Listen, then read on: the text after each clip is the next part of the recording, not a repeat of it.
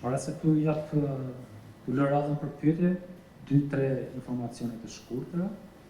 Një që ka të bëj me numrin e zgjedhësve në listën e zgjedhësve, sipas ekstraktit të tretë të prodhuar nga Drejtoria e Përgjithshme e Gjykimit Civile, rezultojnë 3.653.988 zgjedhës në listën e zgjedhësve.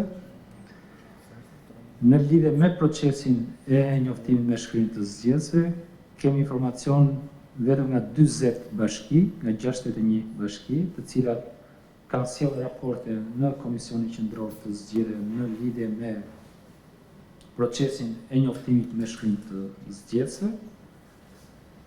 Dhe janë 21 bashki, dhe unë duhet t'i lexoj ato, të cilat nuk kanë sjellë asnjë informacion në Komisionin Qendror të Zgjedhjeve, edhe pse në mënyrë të vazhdueshme ju është kërkuar atyre, në lidhje me procesin e njoftimit me shkrim të çdo zgjedhësi. Janë Bashkia Berak, Bashkia Dipër, Bashkia Valldes, Bashkia Puk, Bashkia Fusharës, Bashkia Has, Bashkia Lezhë, Bashkia Kurbin, Bashkia Shijak, Bashkia Peqin, Bashkia Librazh, Bashkia Patos, Bashkia Kuçov, Bashkia Poliçan, Bashkia Maliq, Bashkia Kustec, Bashkia Përmet, Bashkia Memalie, Bashkia Vlorë, Bashkia Devin dhe Bashkia Saran. Në lidhje me kërkesat e partive politike për të regjistruar si subjekt zgjedhor, deri tani kanë paraqitur kërkesën për të regjistruar si subjekt zgjedhor në këto zgjedhje 21 parti politike.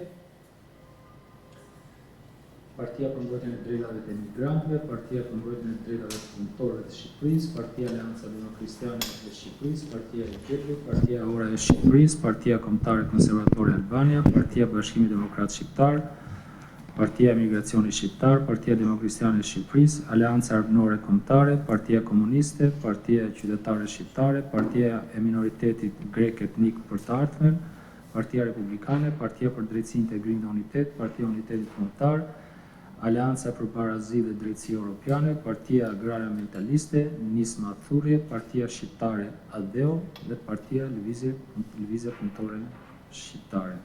Gjithashtu ka paraqitur kërkesën për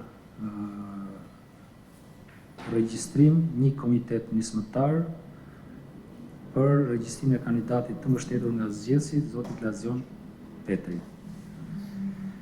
Këto ishin informacionet që kemi menduar të ndajmë me ju.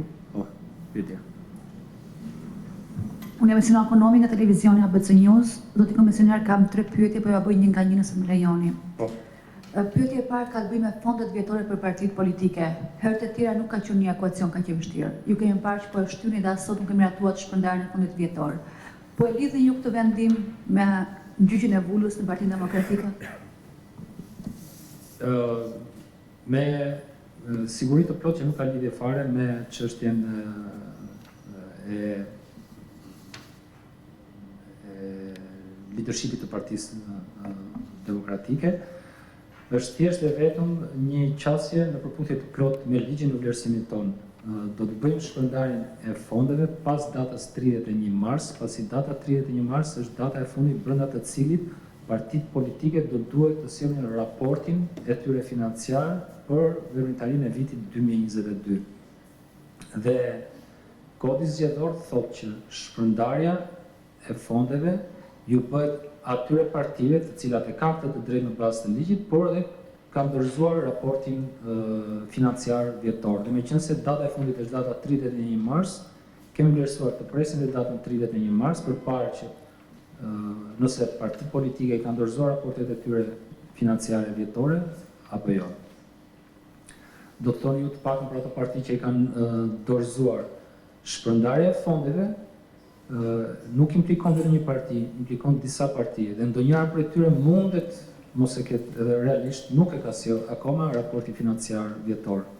Partia që nuk sjell raportin financiar vjetor, edhe pse ka të drejtën të përfitojë fonde, nuk i përfiton këto fonde. Po pyetja e dytë? Pyetja numër 2 lidhet me formatin ose me elementet që do të përmbajë fleta e votimit për 14 maj. Meqense kemi një konflikt të nxehtë në Partinë Demokratike për emrin e kryetarit të partisë, dhe ajo mund të marrë ose mund të mos marrë zgjidhje pas nesër. Do të ketë fleta e votimit një vend të posaçëm për të shënuar emrin e kryetarit të partisë? Po, është parashikimi i ligjit, në fletën e votimit shënohet emri i kryetarit të partisë politike. Faleminderit. Dhe pyetja e fundit, meqense përfunduam një mbledhje në të cilën pam ndjes, po pam ndoshta edhe vetëm peshë të vegjël në kuptimin metaforik të atyre që ndëshkohen ose sillen për ndëshkim përpara jush. Ndërkohë që kemi parë sekretarin e përgjithshëm të Partisë Socialiste, ministra në pushtet, drejtues politik partive që nuk e ndalin turravrapin e përditshëm, që bashkë me kryetarët e bashkive apo bashkë me kandidatët potencial të partisë në pushtet bëjnë inspektime të investimeve të vazhdueshme që janë bërë me fondet publike. A është kjo zbatim të ligjit dhe të frymës për cilët është bërë ky ndryshim kodizgjator? Çfarë ne shqyrtuam të paktën sot kishte të bënte me veprimtaritë të institucioneve publike, por që nuk i kishin këto karakteristika dhe nuk ju prezantua KQZ-s në asnjë mënyrë ky informacion, qoftë nga parti politike, por qoftë edhe nga organizata të shoqërisë civile. Për disa prej tyre ne jemi në proces verifikimi, sepse ka disa indicie që ka marrë Komisioni Qendror i Zgjedhjeve në lidhje me pak a shumë atë që dhe ju thatë. Jemi në proces shqyrtimi të këtyre rasteve, gjithsesi e shfrytëzoj rastin për të thënë që edhe njerë, qoftë kryetarët e bashkive apo qoftë dhe funksionarët të tjerë publik janë të lirë që të ushtrojnë kompetencën e tyre në përputhje me parashikimet e ligjit. Por nuk ka asnjë arsye, përkundërse është e dënueshme edhe formalisht nga pikpamja ligjore, nëse këta aktivitet ata e kryejnë në shoqërinë e drejtuesve politik, e deputetëve apo dhe funksionarëve të tjerë politik. Nëse do duan që të promovojnë arritjet e tyre, ditën e nesme le të veshin bluzën e partisë politike, pa pjesëmarrjen e stafit dhe nënpunësve të bashkisë apo kolegjion të institucionit tjetër, por në rastin kur shkojnë për punë, nuk ka asnjë arsye, pjesë është e kundërligjshme, nëse këtë bëjnë duke shkuar me funksionar politik, deputet, kryetar partish. Nëse ne do të verifikojmë një rast të tillë, nuk kemi asnjë lloj hezitimi për të sankcionuar këta funksionar publik, pavarësisht hierarkisë së tyre. Kjo është kaq e thjeshtë dhe nuk ka asnjë arsye pse do duhet ta sfidojnë ligjin, mendoj unë. Po gjithsesi është çështje e tyre në fund fundit. Përshëndetje, Argyll Gjençi, News 24. Zoti komisioner, ku gjendet KQZ-ja përsa i përket zbatimit të teknologjisë në zgjedhje, sa i përket votimit dhe numërimit elektronik, në ato bashki ku është marrë vendimi të ndodhë, por edhe me identifikimin biometrik të zgjedhësve, kjo e dyta në sensin e rekrutimit të operatorëve, pasi mund të ketë atë mangësi dhe unë çështje të operatorëve, se mos në zonat rurale, si shkënë të operatorë në parë, përndet. Po e përkufizoj kështu procesi, po e cënë mirë, duke konsideruar kohën që në të cilën KQZ-si u vënë fondet në dispozicion për të përgatitur procesin e votimit elektronik në Elbasan, në Kamës edhe në Vorë. Nëse nuk gaboj, këto ditë hapim edhe procedurat prokuruese për pajisjet dhe ose shërbimet teknike respektive. Përsa i përket çështjes operatorëve apo dhe stafit tjetër teknik që do të angazhojë Komisioni Qendror i Zgjedhjeve për të dy projektet, si për identifikimin elektronik ashtu dhe për votimin elektronik, ne akoma nuk i kemi hapur thirrjet, punë ditësh, të themi, ndoshta maksimumi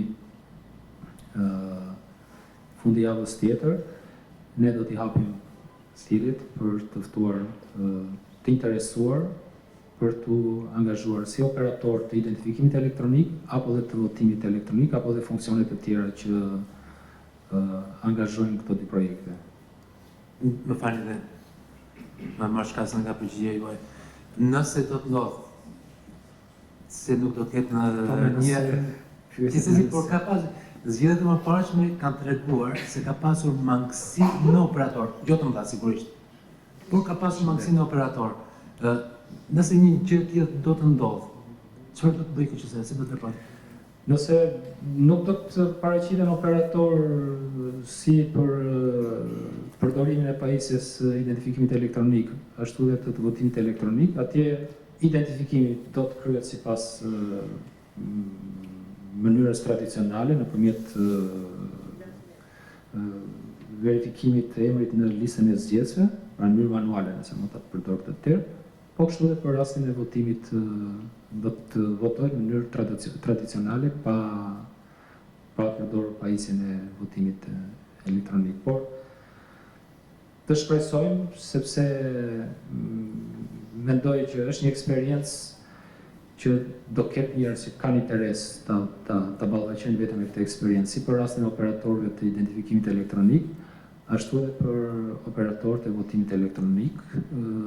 Përfshi këtu që duhet ta them edhe këtë se ka dhe kjo rëndësinë e vet. Masa e shpërblimit është relativisht e lartë, shkon, duket nëse nuk gaboj, tek rreth 100 euro. Kështu që besoj që është tërheqëse kjo masë shpërblimi, se mos për të rinjt, për të angazhuar në këtë proces, ndërkohë është dhe një eksperiencë për ta. Po.